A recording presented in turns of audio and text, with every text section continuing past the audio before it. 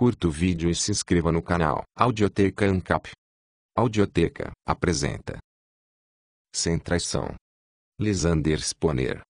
Segundo, 1867. A Constituição. 1. A Constituição diz: nós, o povo dos Estados Unidos, para formarmos uma união mais perfeita, estabelecer a justiça, garantir a tranquilidade doméstica, provemos a defesa comum, promovemos o bem-estar geral, e asseguramos as bênçãos da liberdade para nós mesmos e nossa posteridade. Ordenamos e estabelecemos essa Constituição dos Estados Unidos da América.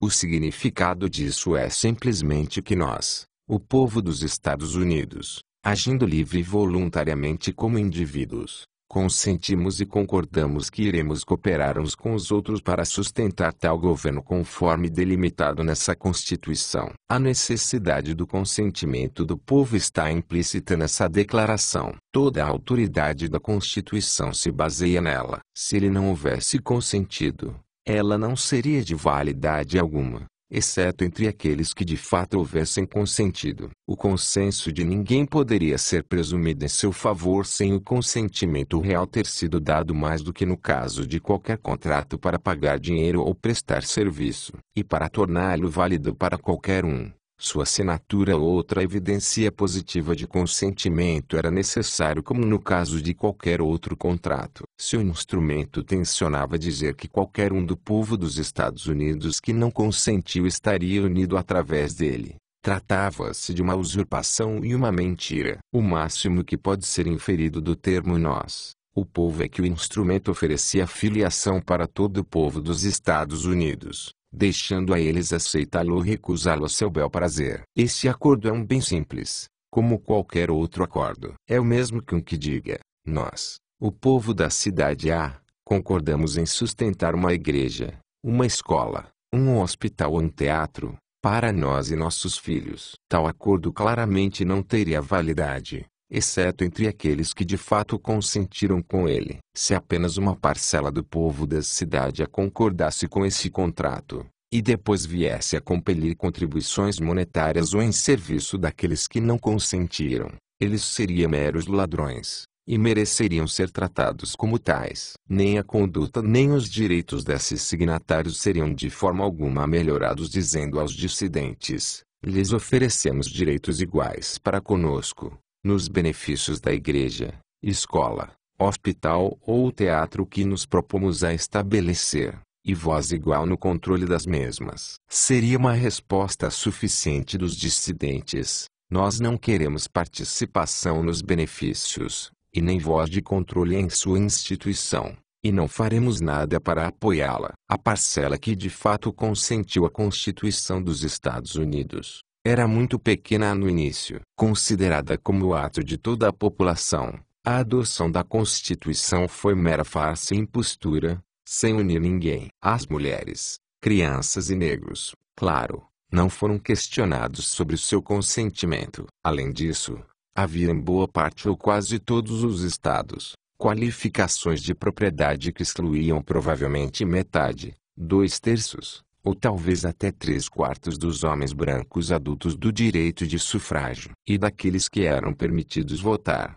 não sabemos quantos o exerciam. Além do mais, aqueles que originalmente concordaram com a Constituição, não poderiam então unir ninguém que viesse em sua sucessão. Eles só poderiam firmar o contrato por si. Eles não tinham direito superior de firmar contratos políticos unindo gerações subsequentes do que tinham para firmar contratos de casamento ou negócio com estas. Ainda avançando, mesmo aqueles que de fato votaram em favor da adoção da Constituição, não juraram segui-la por qualquer tempo específico. Logo, nenhum tempo específico durante o qual a associação deveria continuar foi pautado. Foi, portanto, meramente uma associação enquanto houvesse conveniência, isso mesmo entre as partes originais. Muito menos, mesmo caso fosse possível, houve algo mais do que uma mera associação, enquanto houvesse conveniência, entre as gerações subsequentes, as quais nunca passaram,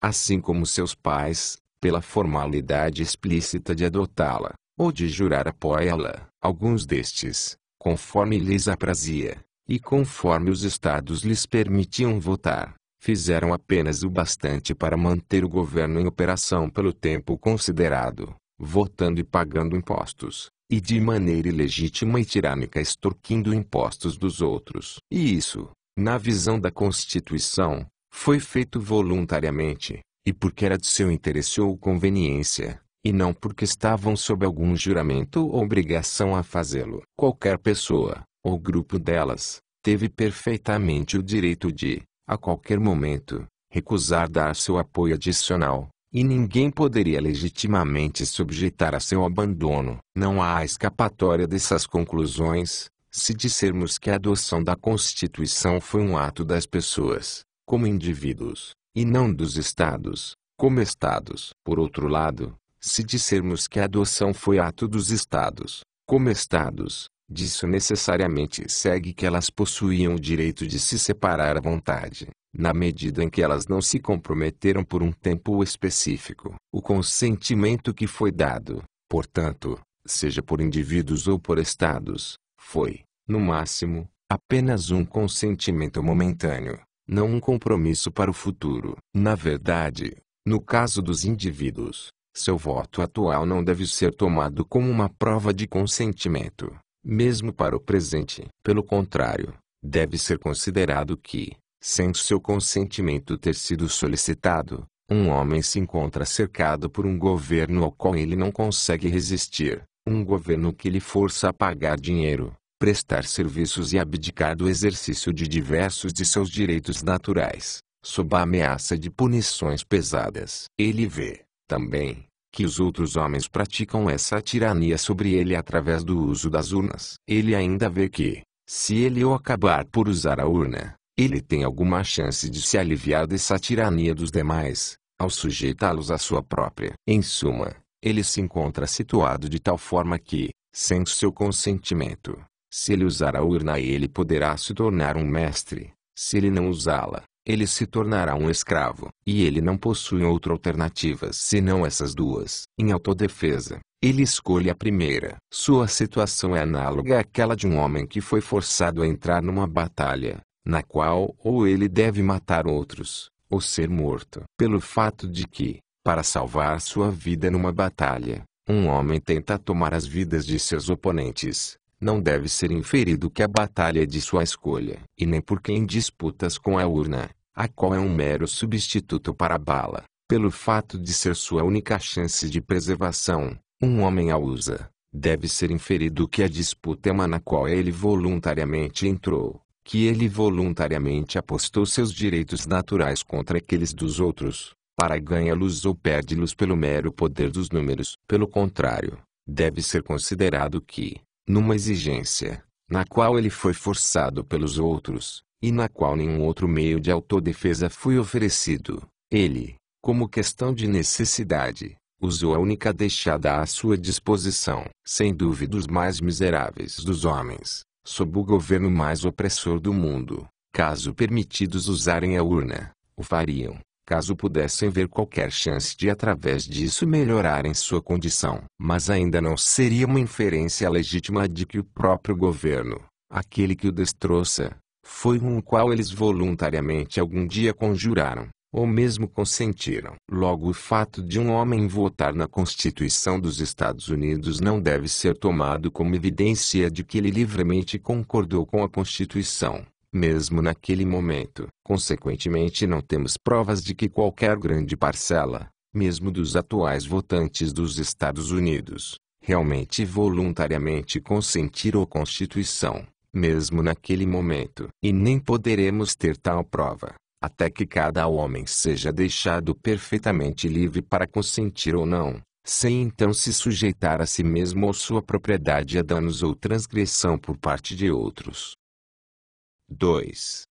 A Constituição diz: traição contra os Estados Unidos consistirá apenas em iniciar guerra contra ele, ou aderindo aos seus inimigos, dando a estes ajuda e conforto.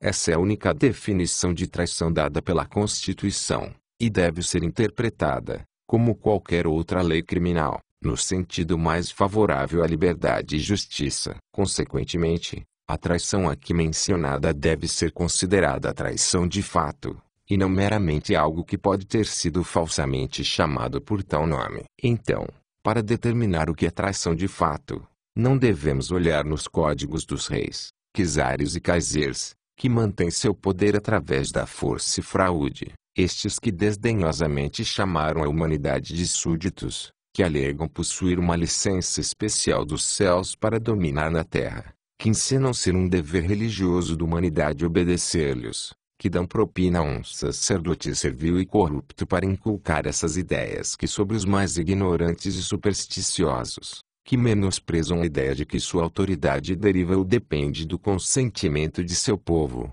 e que tentam difamar, pelo falso epíteto de traidores, todos aqueles que afirmam seus próprios direitos, e os direitos de seus companheiros, contra tais usurpações. Ao invés de considerar esse falso e calunioso significado da palavra traição, procuraremos seu significado verdadeiro e legítimo em nossa língua materna, em seu uso na vida comum, e naquilo que necessariamente seria seu significado verdadeiro em outros contratos ou associações às quais as pessoas voluntariamente firmam com as demais. O significado verdadeiro e legítimo da palavra traição, portanto, necessariamente implica comportamento traiçoeiro, enganação, violação de confiança. Sem essas, não pode haver traição. Um traidor é uma pessoa de duas caras, aquele que causa danos, enquanto alega amizade. Benedict Arnold foi um traidor, apenas porque, enquanto alegava a simpatia pela causa americana,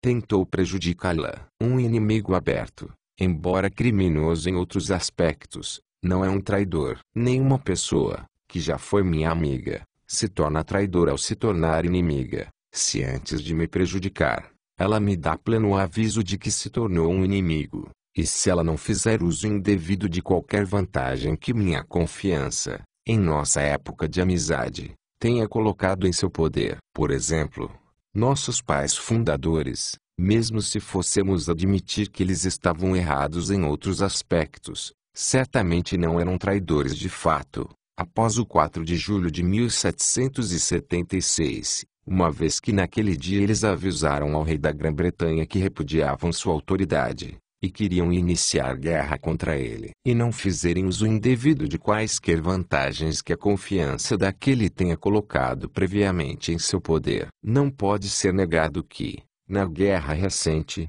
o povo do Sul provou ser um inimigo aberto e declarado, e não amigos traiçoeiros. Não pode ser negado que eles nos deram pleno aviso de que não seriam mais nossos associados políticos, mas queriam, caso houvesse necessidade, lutar por uma separação. Não pode ser alegado que muitos fizeram uso indevido de vantagens às quais nossa confiança, durante o período de nossa amizade, colocou em seu poder. Logo, eles não eram traidores de fato, e consequentemente não eram traidores de acordo com o significado dado pela Constituição. Além disso, não são traidores de fato homens que pegam em armas para resistir ao governo, sem terem renegado lealdade a ele, desde que o façam ou para resistir às usurpações do governo, ou para resistir ao que eles sinceramente acreditam ser tais usurpações. É uma máxima do direito o fato de que não pode existir crime sem uma intenção criminosa. E essa máxima é tão aplicável à traição quanto a qualquer outro crime. Por exemplo, nossos pais fundadores não foram traidores de fato ao resistir à coroa inglesa após o 4 de julho, ou seja, antes de romperem lealdade a ela, uma vez que honestamente acreditavam que estavam simplesmente defendendo seus direitos contra as usurpações daquela. Mesmo se estivessem errados em seu direito, esse erro, caso fosse um erro inocente, não poderia fazer deles traidores de fato. Pela mesma razão, o povo do Sul, se sinceramente acreditassem na tal teoria constitucional dos direitos dos Estados, como tem sido largamente, se não geralmente, concedido pelo Norte que o tenham feito, não se tornariam traidores de fato ao agir de acordo com tal crença, e consequentemente não se tornariam traidores de acordo com o significado dado pela Constituição. 3. A Constituição não diz quem se tornará traidor, ao iniciar guerra contra os Estados Unidos, ou aderindo aos seus inimigos, dando a estes ajuda e conforto. Dessa forma, é apenas por inferência ou raciocínio que podemos saber quem se tornará traidor por esses atos. Certamente se ingleses, franceses, austríacos ou italianos, sem fazerem declarações de apoio ou amizade aos Estados Unidos, iniciarem guerra contra ele, ou aderirem aos seus inimigos, dando a estes ajuda e conforto, isso não faz deles traidores, de acordo com o significado dado pela Constituição. Por quê? Apenas porque eles não seriam traidores de fato. Ao não fazer declarações anteriores de apoio ou amizade, eles não estariam sendo traiçoeiros, enganadores ou violadores de confiança. Mas se eles voluntariamente passassem a compor o serviço civil ou militar dos Estados Unidos, e jurassem fidelidade a este, sem se naturalizarem, e depois traíssem a confiança depositada neles, seja apontando suas armas contra os Estados Unidos, ou dando ajuda e conforto aos inimigos, eles seriam traidores de fato, e consequentemente traidores de acordo com o significado dado pela Constituição, e poderiam ser legalmente punidos como tais. Não há na Constituição trecho algum que implique que pessoas, nascidas dentro dos limites territoriais dos Estados Unidos, tenham lealdade a este imposta sobre elas pelo fato de terem nascido no país, ou que serão julgadas, quanto à traição, por uma regra diferente daquela utilizada para as pessoas nascidas fora dele. E não há poder no Congresso para adicionar ou alterar a linguagem da Constituição sobre isso, de forma a torná-la mais compreensiva do que atualmente. Logo, a traição de fato, ou seja, comportamento realmente traiçoeiro, enganador ou violador de confiança, deve ser comprovado no caso de um nativo dos Estados Unidos assim como no caso de um estrangeiro,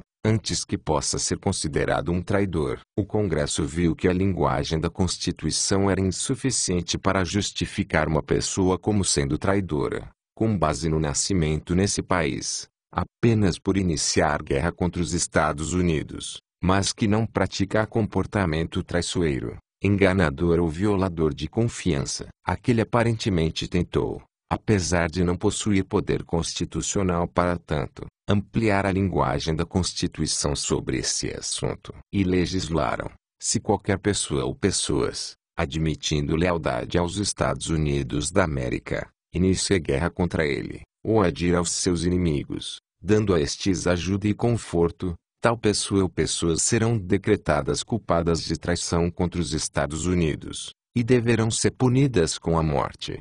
Seria uma resposta suficiente dizer a essa legislação que ela é absolutamente inconstitucional, se o efeito pretendido fosse o de fazer tornar traidora qualquer pessoa que apenas com base na linguagem da própria Constituição assim não fosse. A essência de tudo reside nas palavras pessoas admitindo lealdade aos Estados Unidos. Mas essa linguagem realmente deixa em aberto a questão da maneira como ela estava, pois ela não tenta mostrar ou declarar quem admitiu lealdade aos Estados Unidos. Apesar de que aqueles que passaram emenda com certeza pensaram, ou desejavam que outros assim pensassem, que a lealdade deveria ser presumida, como é feito sobre outros governos, por parte de todos aqueles que nasceram no país, exceto possíveis escravos. A palavra lealdade vem do latim ad ligo, significando unir. Dessa maneira, uma pessoa leal a um governo é uma unida a ele,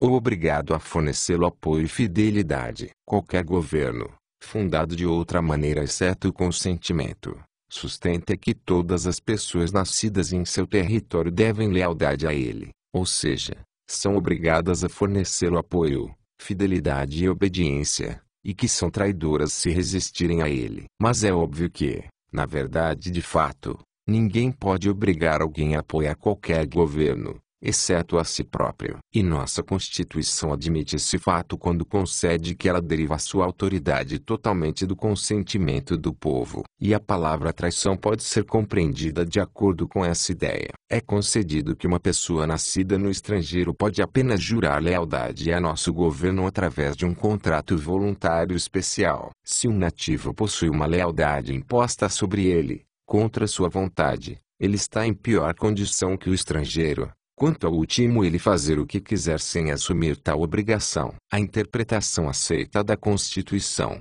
então, faz do estrangeiro uma pessoa livre neste quesito, enquanto faz do nativo um escravo. A única diferença, se houver alguma, entre nativos e estrangeiros, com respeito à lealdade, é que o nativo possui um direito, oferecido a ele pela Constituição, de se tornar leal ao governo, caso deseje, e dessa maneira, garantir a si mesmo participação no corpo político. Sua lealdade não pode ser recusada. Já a lealdade do estrangeiro pode ser recusada, caso o governo assim deseje. 4. A Constituição certamente supõe que o crime de traição pode ser cometido apenas por pessoas, individualmente. Seria muito curioso ver um homem acusado, condenado ou enforcado de outra forma exceto individualmente, ou acusado de ter cometido sua traição de forma distinta da individual. E mesmo assim é claramente impossível que qualquer um possa ser pessoalmente culpado de traição, possa ser um traidor de fato, a menos que, como um indivíduo, tenha de algumas formas jurado voluntariamente lealdade e prometido sua confiança ao governo. Certamente nenhuma pessoa ou grupo poderia jurar por ele, sem seu consentimento. E nenhuma pessoa ou grupo possui qualquer direito de presumir essa promessa por ele, quando na verdade ele mesmo não a fez. 5. Fica claro, então, que se, quando a Constituição diz traição, ela quiser realmente dizer traição, traição de fato e nada mais, não há bases para pretender que o povo do Sul cometeu tal crime. Mas se, por outro lado, quando a Constituição diz traição, ela quer dizer aquilo que o czar e o Kaiser entendem por traição, então nosso governo é, em princípio, tão vil quanto o daqueles, e não possui argumento algum para ser considerado um governo livre. 6. Uma característica essencial de um governo livre é que ele se baseia completamente no apoio voluntário. E uma prova concreta de que um governo não é livre é que ele coage certo número de pessoas para apoiá-lo contra sua vontade. Todos os governos, o pior e o mais tirânico na Terra, são governos livres para aquela porção do povo que o apoia voluntariamente. E todos os governos, mesmo o melhor da Terra em outros aspectos, são, no entanto, tiranias para aquela porção do povo, grande ou pequena, que é obrigada a sustentá-los sem sua vontade. Um governo é como uma igreja ou qualquer outra instituição nesses aspectos. Não há outro critério através do qual determinar se o governo é um livre ou não, exceto de depender ou não puramente de contribuições voluntárias. 7. Não há meio termo possível nesse assunto. Ou taxação sem consentimento é roubo, ou não é. Se não é, então qualquer número de pessoas que assim escolheram podem a qualquer momento se associarem, se intitularem um governo, exercer autoridade absoluta sobre todos aqueles mais fracos que eles, roubá-los à vontade, e matá-los caso resistem. Se, por outro lado, taxação sem consentimento é roubo, disso necessariamente segue que toda pessoa que não consentiu em ser taxada possui o mesmo direito natural de defender sua propriedade contra um coletor de impostos do que ele possui de defendê-la contra um andarilho. 8. Talvez seja desnecessário dizer que os princípios desse argumento são tão aplicáveis aos governos estaduais quanto ao nacional. As opiniões do Sul, sobre os assuntos de lealdade e traição, têm sido igualmente errôneas como os do Norte. A única diferença entre eles tem sido a de que o Sul argumentou que uma pessoa estava, primeiramente, sobre lealdade involuntária ao governo estadual, ao passo que o Norte disse que ela estava, primariamente, sobre lealdade similar ao governo dos Estados Unidos, enquanto na verdade, ela estava sobre lealdade involuntária a ambos. 9.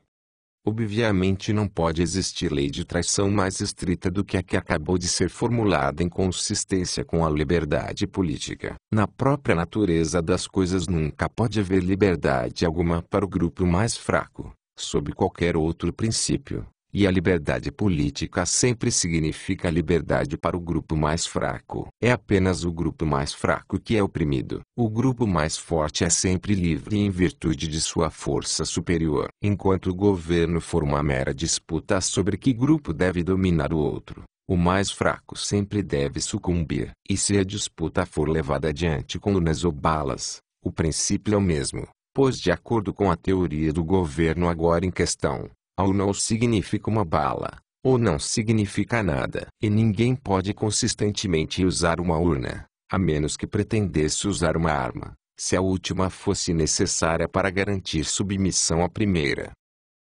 10.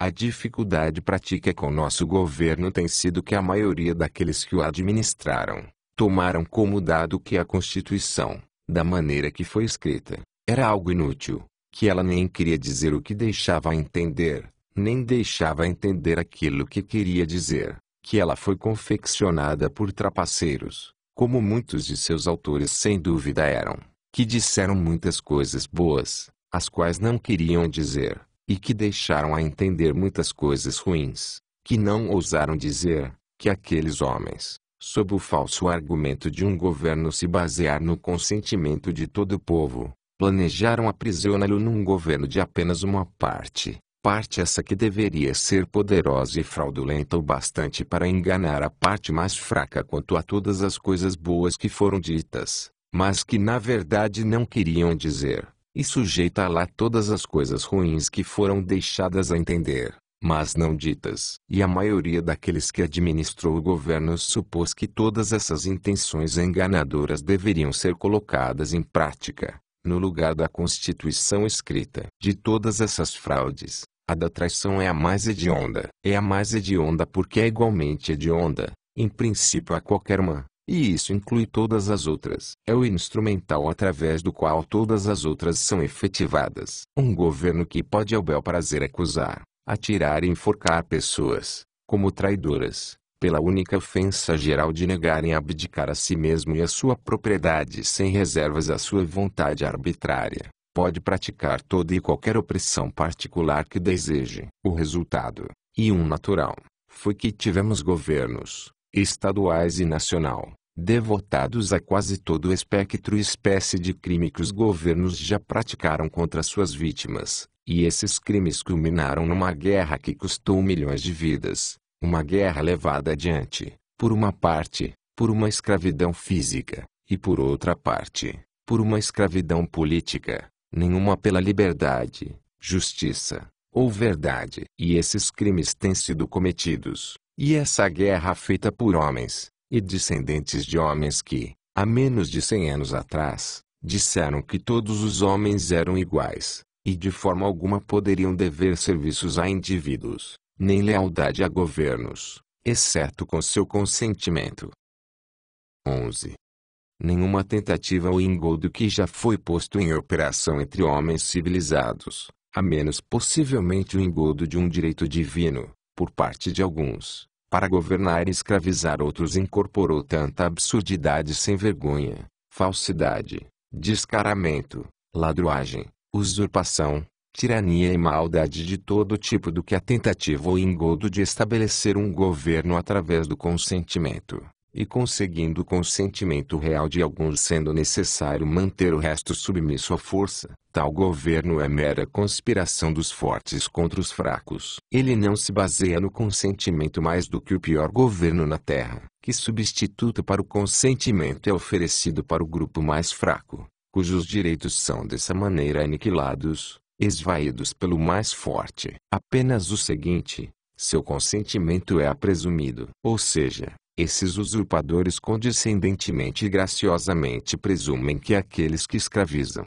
consentem em abrir mão de toda a sua vida, liberdade e propriedade para aqueles que os usurpam e dominam. E é dessa forma pretendido que essa suposição de seu consentimento, quando nenhum consentimento real foi dado, é suficiente para salvaguardar os direitos das vítimas, e justificar os usurpadores. Da mesma forma, um assaltante poderia pretender se justificar presumindo que o viajante consente em abrir mão de seu dinheiro. Da mesma forma, o assassino poderia se justificar simplesmente presumindo que sua vítima consente em abrir mão de sua vida. Da mesma forma, o dono de escravos tenta se justificar presumindo que eles consentem à sua autoridade e às chibatadas e ao roubo que ele pratica. A presunção é simplesmente uma presunção de que o grupo mais fraco consente em ser escravo. Tal é a presunção apenas sob a qual nosso governo visa justificar o poder que mantém sobre seus súditos indesejosos. E foi para estabelecer essa presunção como lei inexorável e perpétua desse país que tanto dinheiro e sangue foram gastos.